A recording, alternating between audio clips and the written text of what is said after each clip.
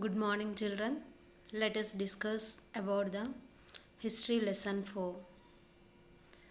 In previous class, we have learned some of the uh, tribal groups are there, and also that some of them are practicing shifting cultivation or zoom cultivation.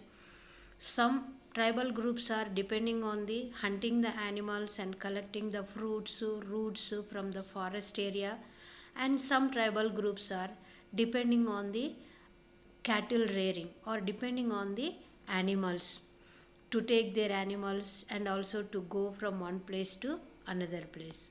So today let us learn about the some took to settled cultivation. Some of the tribal groups started cultivation, and after cultivation they wanted to be settled in one particular place only. Even before the 19th century, many from within the tribal groups had begun settling down and cultivating their field in one place year after year instead of moving from place to place. So, before the 19th century, they used to go from one place to another place. But in the 19th century, some of the tribal groups just they were thinking and started to cultivate the land and settled in one place. Instead of moving from place to place, they started to be live in one particular place. They began to use the plow and gradually got rights over the land they lived on. So they started to plow the land, digging the land and growing of the crops. Then started to take the permission also. In many cases, like the Mundas of Chota Nagpur, the land belongs to the clan as whole.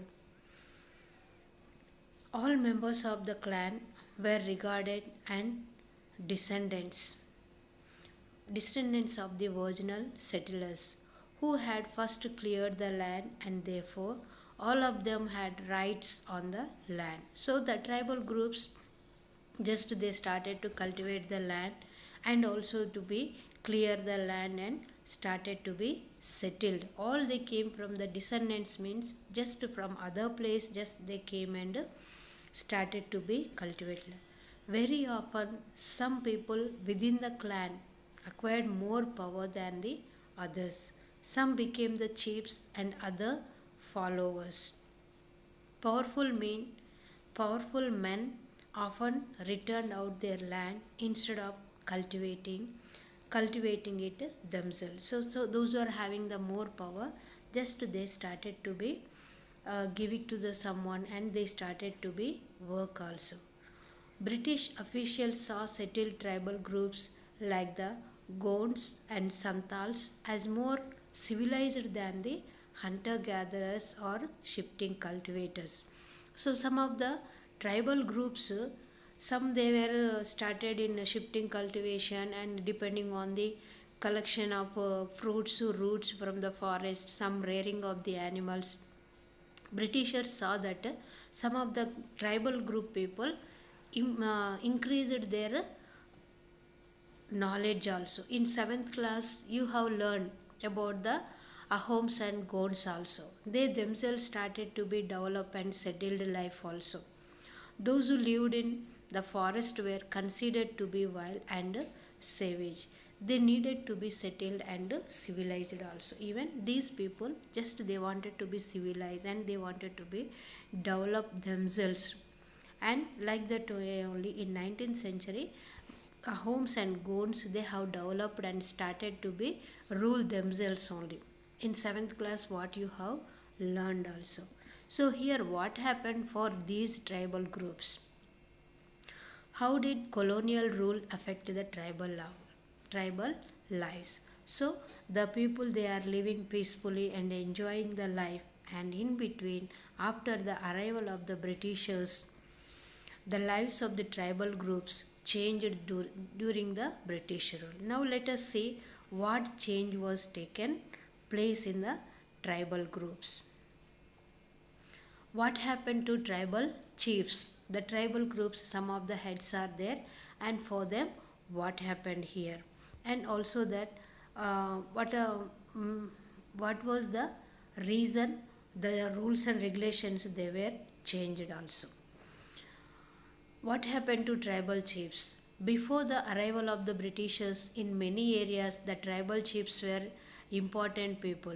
They enjoyed a certain amount of economic power and had the right to be administer and control their territories also. So here some of the tribal groups and here just they started and cultivating their land and paying of the taxes and all situation it is started, and they were enjoying their life, and economically also just they started to be developed.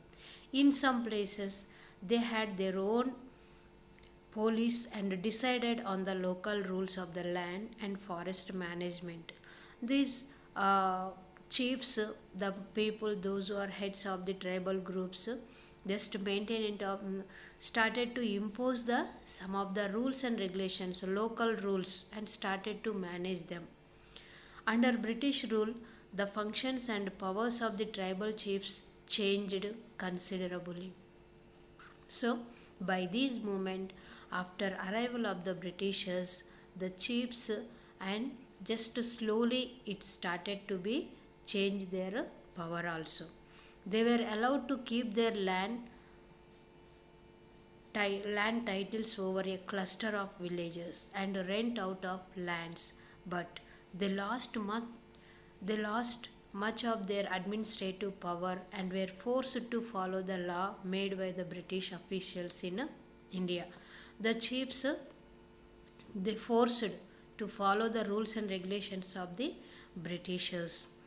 They also had to pay tribute to the British and discipline the tribal groups on behalf of the Britishers. So, in disciplined manner, and whatever the Britishers are saying, just they have to follow. They lost the authority they had earlier enjoyed amongst their people and were unable to fulfill their traditional functions also. So here the some of the chiefs, the heads of the tribal groups, what happened? The Britishers came and they decreased the power of the chiefs and started to impose the British rules and regulations, and so based on the British rules and regulations the chiefs power was decreased. So children, the first it was affected for the chiefs of the tribals only. So after that, the what happened to the shifting cultivators? The first the power was decreased in chiefs, and later it is affected for the shifting cultivators also. About shifting cultivators in tomorrow's class let us learn. Thank you.